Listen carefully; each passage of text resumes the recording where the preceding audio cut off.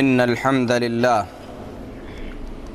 نحمده ونستعينه ونستغفره ونؤمن به ونتوكل عليه ونعوذ بالله من شرور أنفسنا ومن سيئات أعمالنا من يهده الله فلا مضل له ومن يضلل فلا هادي له وأشهد أن لا إله إلا الله وحده لا شريك له وأشهد أن محمدًا عبده ورسوله أرسله بالحق بشيرًا ونذيرًا أما بعد فإن أحسن الحديث كتاب الله وخير الهدي هدي محمد صلى الله عليه وسلم وشر الأمور محدثاتها وكل محدثة بدعة وكل بدعة ضلالة وكل ضلالة في النار يا أيها الذين آمنوا اتقوا الله حق تقاته ولا تموتن إلا وأنتم مسلمون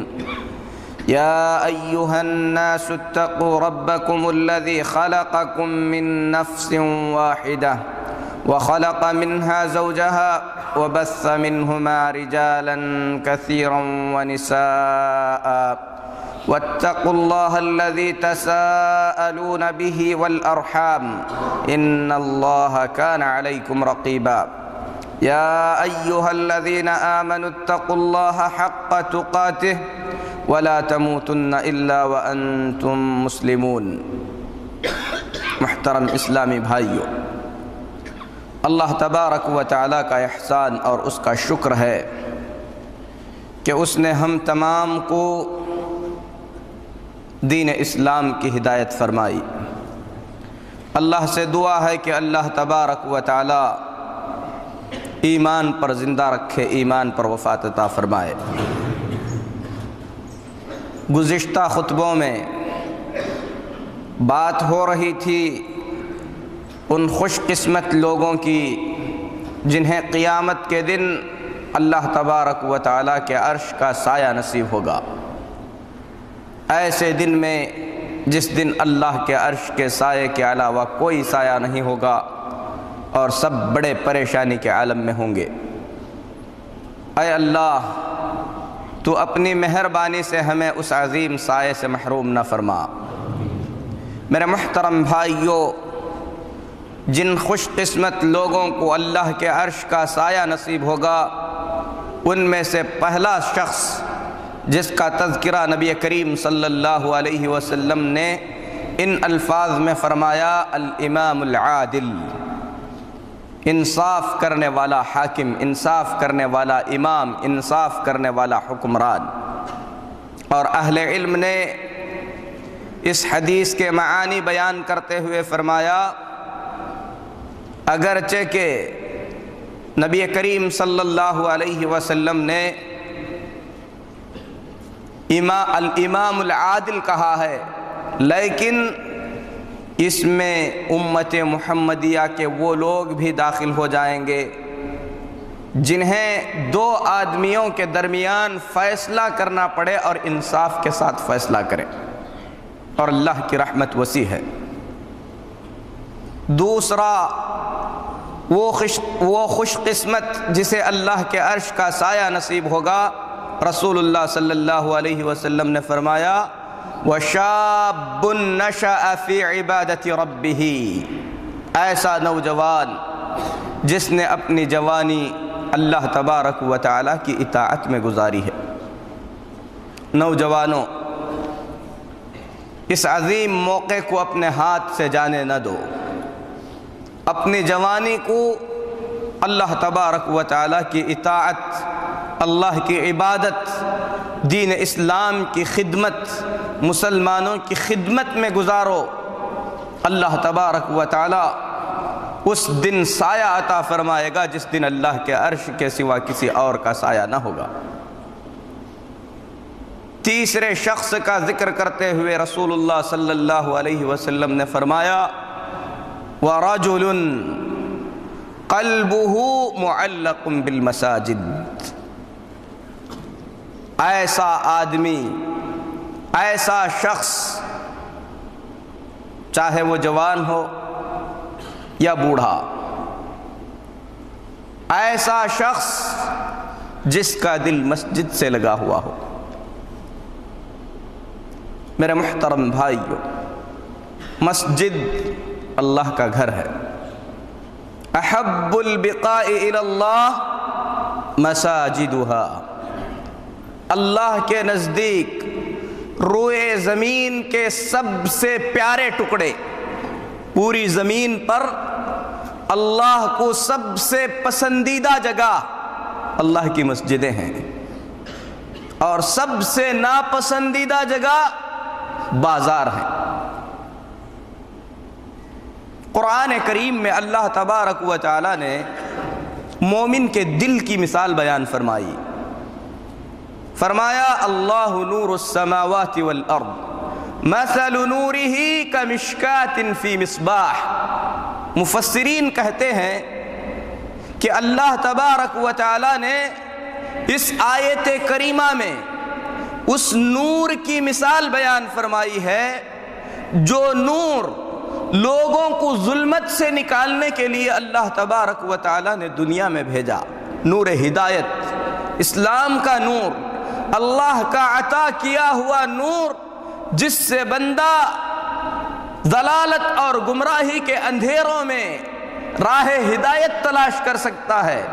اس نور کی مثال دیتے ہوئے بیان فرمایا اللہ تبارک و تعالی نے جو مومن کے دل میں ہے، کمشکاۃ فیہا مصباح، المصباح فی زجاجہ، الزجاجۃ کأنہا کوکب دری، کہ یہ نور جو مومن کے دل میں ہے اس روشن چراغ کے مانند ہے، اس روشن قندیل کے مانند ہے جسے مبارک زیتون کے تیل سے روشن کیا گیا ہے، اور اپنی روشنی کی وجہ سے ایک چمکتا ہوا ستارہ محسوس ہوتا ہے۔ اس مثال کو بیان کرنے کے بعد آگے کی آیت میں اللہ رب العالمین نے فرمایا فی بیوت اذن اللہ ان ترفع ویذکر فیہا اسمہ، ان گھروں میں جو اللہ کے لیے بنائے گئے ہیں تاکہ اس میں اللہ کا ذکر کیا جائے، اللہ رب العالمین کی بڑائی بیان کی جائے۔ یسبح لہ فیہا بالغدو والآصال، صبح شام اللہ کے یہ بندے اس میں اللہ کی تسبیح بیان کرتے ہیں۔ اس آیت کریمہ کو بیان کرنے کے بعد امام المفسرین امام ابن کثیر رحمت اللہ علیہ فرماتے ہیں لما ضرب اللہ مثل قلب المؤمن وما فیہ من الہدى والعلم بالمصباح فی الزجاجہ، جب اللہ تبارک و تعالی نے مومن کے دل میں رکھے ہوئے ایمان اور اس کے علم کی مثال ایک روشن چراغ سے دی، اور وہ چراغ جو کہ بہت ہی زیادہ صاف و شفاف اور جلایا ہوا روشن چراغ ہے، ایسے مبارک تیل سے روشن کیا گیا ہے جسے آگ نہ بھی لگے تو وہ روشن ہو جائے گا۔ تو اس کے بعد امام ابن کثیر رحمت اللہ علیہ فرماتے ہیں کہ اس مبارک چراغ کی بہترین جگہ، اللہ کی پسندیدہ جگہ سے زیادہ بہتر کیا ہو سکتی تھی؟ اسی لیے اللہ تبارک و تعالی نے اس مبارک چراغ کے مسجد میں ہونے کا ذکر فرمایا کہ یہ مبارک چراغ مومن کا دل جس میں ایمان ہے، علم ہے، ہدایت ہے، اس کا اصل مقام اللہ کی سب سے پسندیدہ جگہ یعنی مسجد ہونا چاہیے۔ ذکر محلها وہی المساجد، اللہ نے مومن کے دلوں کی اصل جگہ بیان فرمائی کہ وہ اللہ کی مسجدیں ہیں جس میں مؤمنین اللہ تبارک و تعالیٰ کی کثرت سے حمد بیان کرتے ہیں۔ میرے محترم بھائیو، آج ہم اپنے دل سے ٹٹول کر پوچھیں، سوال کریں تھوڑی دیر کے لیے سنجیدگی سے کہ ہمارے دل اللہ کے گھر سے کس قدر جڑے ہوئے ہیں، ہمیں مسجدوں سے کتنی محبت ہے، مسجد میں ہم کب داخل ہوتے ہیں، مسجد سے ہم کب نکلتے ہیں، جب ہم مسجد سے نکلتے ہیں تو کیا ہمارا دل بار بار مسجد کی طرف متوجہ ہوتا ہے؟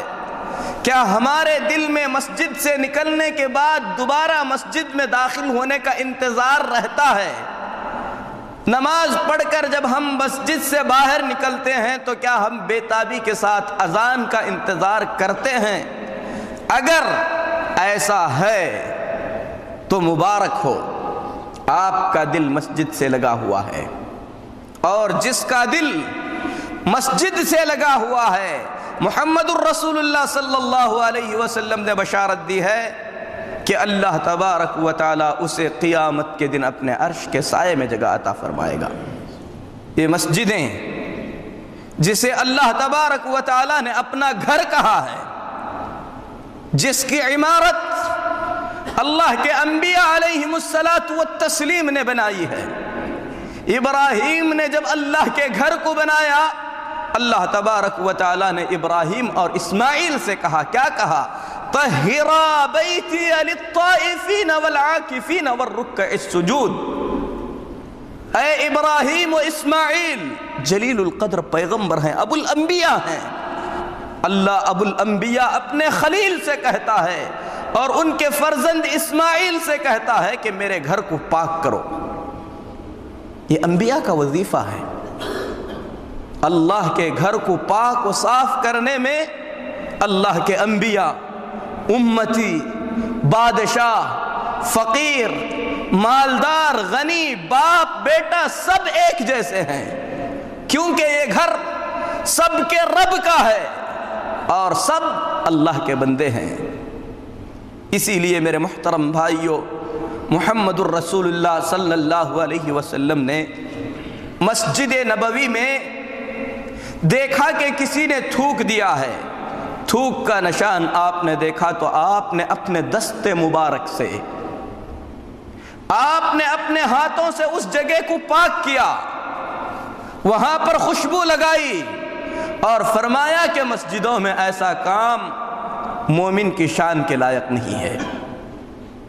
نبی کریم صلی اللہ علیہ وسلم نے صحابہ کرام رضوان اللہ علیہم اجمعین کے ساتھ مل کر اپنے کندھوں پر پتھر اٹھا کر مسجد حرام اور مسجد نبوی کی تعمیر فرمائی۔ نبوت سے پہلے مسجد حرام کی تعمیر فرمائی، قریش کے ساتھ آپ صلی اللہ علیہ وسلم نے شرکت کی۔ جب مسجد نبوی کی تعمیر کا وقت آیا تو محمد الرسول اللہ صلی اللہ علیہ وسلم نے صحابہ کے ساتھ مل کر پتھر اٹھائے۔ اللہ کا گھر ہے، اس کا مقام ہے، اس کا مرتبہ ہے۔ یہ وہ گھر ہے کہ اگر کوئی اللہ کو راضی کرنے کے لیے اپنے گھر سے نکل کر آتا ہے، اس کی فضیلت بیان کرتے ہوئے محمد الرسول اللہ صلی اللہ علیہ وسلم فرماتے ہیں، من غدا الى المسجد او راح اعد اللہ له نزلا۔ جو شخص صبح یا شام کو مسجد کا ارادہ کر کے نکلتا ہے، اعد اللہ له نزله من الجنة كلما غدا او راح۔ جب وہ مسجد کے لیے نکلتا ہے، اللہ تبارک و تعالیٰ اس کے بدلے میں جنت میں اس کے لیے مہمان نوازی کا انتظام فرماتا ہے۔ یہ مسجد کی طرف جانے کی فضیلت ہے، مسجد کی طرف نکلنے کی فضیلت ہے۔ اور محمد الرسول اللہ صلی اللہ علیہ وسلم نے خصوصاً اندھیرے میں مسجد کی طرف نکلنے کی فضیلت بیان کرتے ہوئے فرمایا، بشر المشائین فی الظلم بالنور التام یوم القیامہ۔ جو لوگ اندھیرے میں چل کر مسجد کی طرف آتے ہیں، انہیں قیامت کے دن مکمل نور کی بشارت دے دو۔ ایک آدمی پاک صاف ہو کر وضو بنا کر اللہ کے گھر کی طرف نکلتا ہے، صرف اللہ رب العالمین سے ہم کلامی کے لیے، نماز کی ادائیگی کے لیے، محمد الرسول اللہ صلی اللہ علیہ وسلم فرماتے ہیں اس کا ایک قدم اٹھتا ہے ایک نیکی لکھی جاتی ہے، ایک قدم رکھتا ہے ایک گناہ مٹایا جاتا ہے۔ یہ مسجد کی طرف جانے کی فضیلت ہے۔ جو مسجد سے جتنی محبت کرے گا وہ اللہ تبارک و تعالیٰ سے اتنا ہی قریب ہوتا جائے گا۔ اسی لیے محمد الرسول اللہ صلی اللہ علیہ وسلم نے اس عظیم کام کے آداب بھی بتلائے۔ جب آدمی مسجد کی طرف نکلے یہ سوچ کر نکلے کہ وہ اللہ کے گھر کی طرف جا رہا ہے، زیب و زینت کا مکمل خیال کرے۔ اللہ رب العالمین نے فرمایا خذوا زینتکم عند کل مسجد، جب مسجد کے لیے نکلو زینت کا اہتمام کرو، اچھے سے اچھا کپڑا پہنے،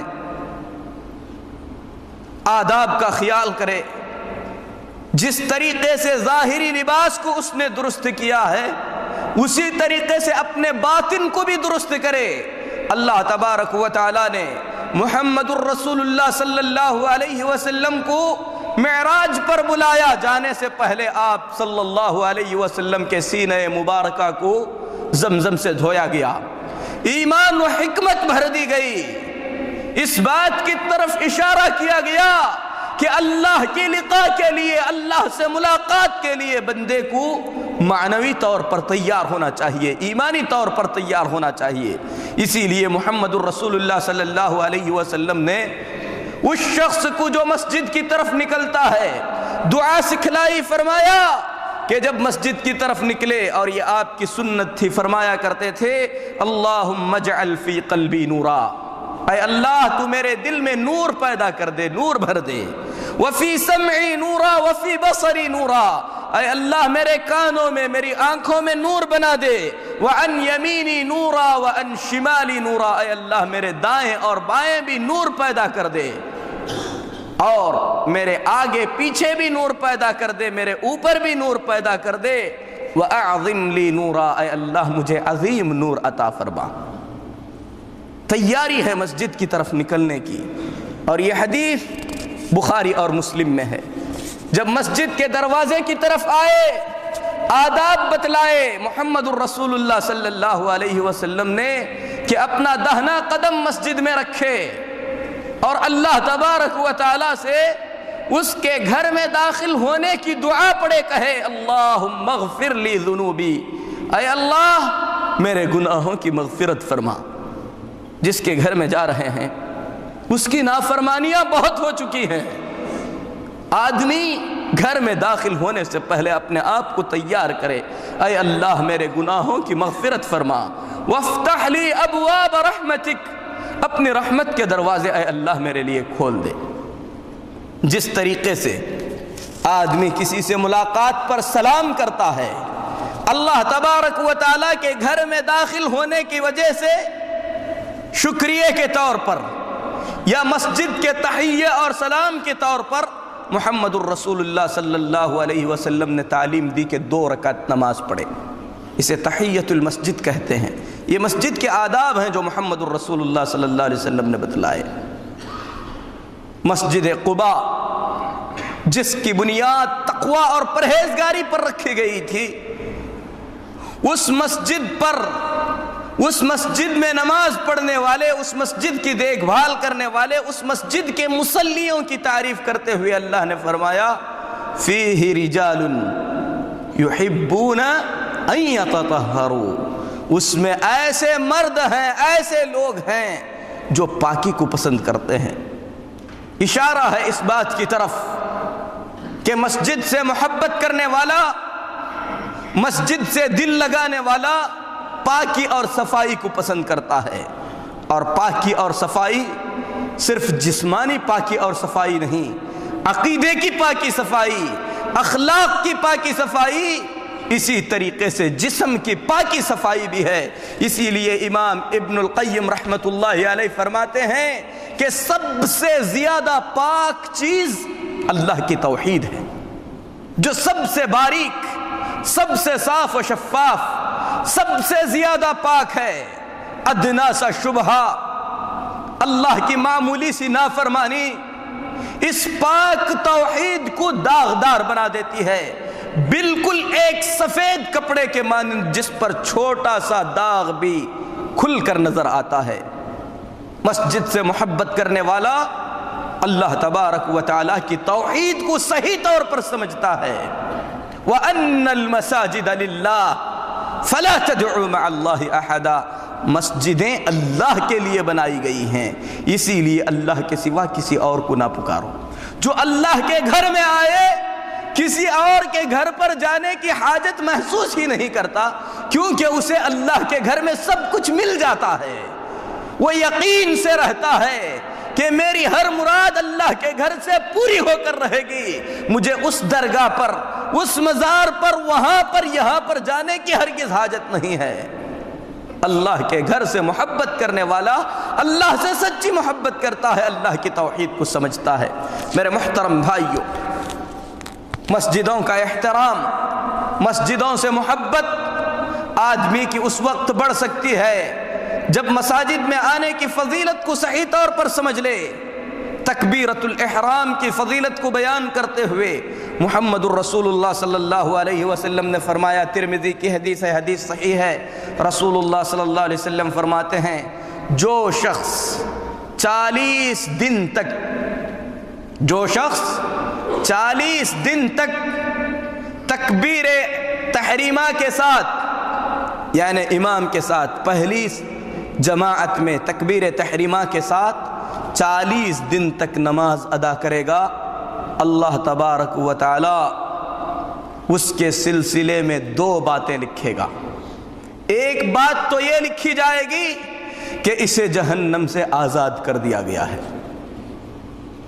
ایک بات یہ لکھی جائے گی کہ اسے نفاق سے بری کر دیا گیا ہے۔ اللہ اکبر، کتنی بڑی فضیلتیں ہیں۔ میرے محترم بھائیوں، ان حدیثوں کو سننے کے بعد ہم اپنے ذہن میں فوراً اس کا خطہ کیوں نہیں بنا لیتے کہ کل سے ہی ہم اس پر عمل شروع کریں؟ ہر ممکن کوشش کریں کہ 40 دن تک ایک بھی نماز ہماری ایسی نہ جائے جس میں ہم تکبیر تحریمہ میں شرکت نہ کیے ہوں۔ آدمی کوشش کرے۔ اسی طریقے سے جمعہ کے دن خصوصیت کے ساتھ جو شخص نہا دھو کر، رسول اللہ صلی اللہ علیہ وسلم نے فرمایا، ایسے غسل کرے جیسے جنابت کا غسل کرتا ہے، اس کے بعد پہلی ساعت میں، پہلی گھڑی میں مسجد میں آئے، ایک اونٹ کی قربانی کا اللہ ثواب عطا فرمائے گا۔ اس کے بعد آئے، ایک گائے کی قربانی کا ثواب ملے گا، اور بعد میں آئے بکری کے قربانی کا ثواب ملے گا، اور بعد میں آئے ایک مرغے کے قربانی کا ثواب ملے گا، اور بعد میں آئے تو ایک انڈے کے ہدیے اور قربانی کا ثواب ملے گا۔ اور یہ حدیث بخاری اور مسلم میں ہے۔ کتنی قربانیوں کو ہم نے اپنی زندگی میں ضائع کر دیا۔ میرے محترم بھائیوں، رسول اللہ صلی اللہ علیہ وسلم کو مسجد سے کتنا لگاؤ تھا، اندازہ فرمائیے۔ مسلم شریف میں رسول اللہ صلی اللہ علیہ وسلم کا حال بیان کرتے ہوئے کہا گیا کہ آپ فجر کی نماز ادا کر کے اپنے نماز کی جگہ میں تشریف رکھتے تھے، یہاں تک کہ سورج مکمل طور پر طلوع ہو جاتا تھا۔ رسول اللہ صلی اللہ علیہ وسلم، آپ کی مشغولیتیں، آپ کی ذمہ داریاں، کوئی شخص ہے جس کی مصروفیت آپ کی مصروفیتوں سے زیادہ ہیں، اس کے باوجود بھی محمد الرسول اللہ صلی اللہ علیہ وسلم فجر کی نماز ادا کر کے نماز کی جگہ میں بیٹھتے تھے یہاں تک کہ سورج طلوع نہ ہو جائے۔ فضیلت آپ نے بیان فرمائی، جو بیٹھے یہاں تک کہ سورج طلوع ہو جائے، اس کے بعد 2 رکعت نماز ادا کرے، اللہ تبارک و تعالی اس کے نامہ اعمال میں مکمل حج اور عمرے کا ثواب عطا فرمائے گا۔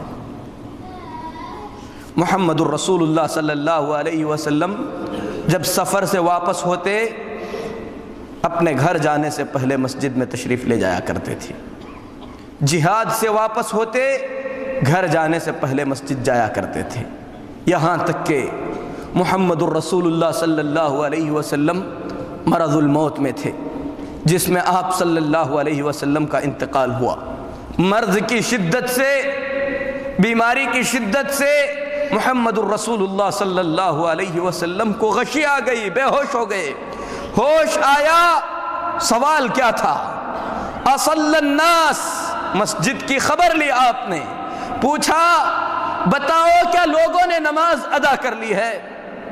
جواب میں کہا گیا ینتظرونک یا رسول اللہ، اے اللہ کے رسول صلی اللہ علیہ وسلم، صحابہ آپ کے انتظار میں ہیں۔ آپ صلی اللہ علیہ وسلم نے طبیعت میں تحسن محسوس کیا، کچھ اچھائی محسوس کی، اٹھ کر چلنے لگے، پھر غشی کھا کر گر گئے۔ ہوش آیا، یہی سوال تھا، اصل الناس، کیا لوگوں نے نماز پڑھ لی ہے؟